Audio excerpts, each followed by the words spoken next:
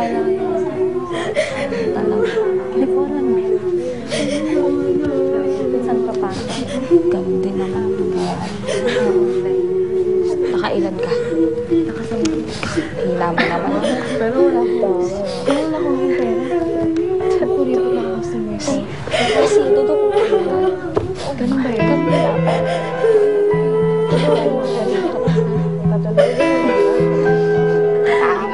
Parang di ka naman sana. Siguro bago yun sa'yo. Bago. Actually,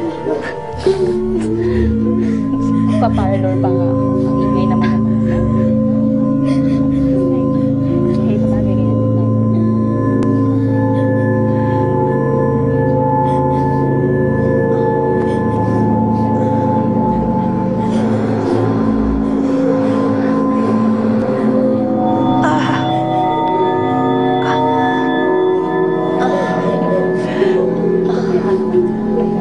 Nasaan ako? Bakit ganito yung nararamdaman ko? Masanay ka na. Magkakaganyan ka palagi para mapasunod ka sa kaparty ka manlaban. Hindi ko maintindihan. Manlalaban saan? Sa ano bang ipag-utos si Mama El? O sa ano mang ipagawa sa'yo ng customer? Ayoko. Ayoko. Pakawalan niyo ako dito. Pakawalan niyo ako. Pakawalan niyo ako dito. Ano? Dahan-dahan ka nga. Hindi pwedeng magalusan yung mukha mo. Aba, hindi ata basta-basta trabahoin mo dito. Bigatin ka. Kayo, mag-ayos kayo dito, ha? Mahal na nga natin. Ayun, nakakarinig. Wala na nagagawa. Nanay na. Nakakarinig. Wala.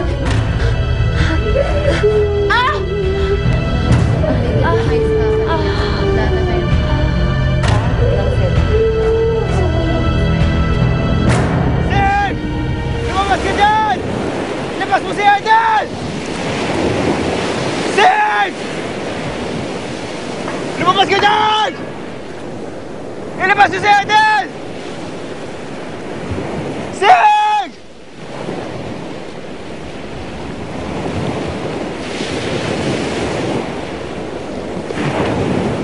Lumabas kayo! Sig! Lumabas ka dyan! Hoy! Ilabas mo si Eden! Saan niya yung gate?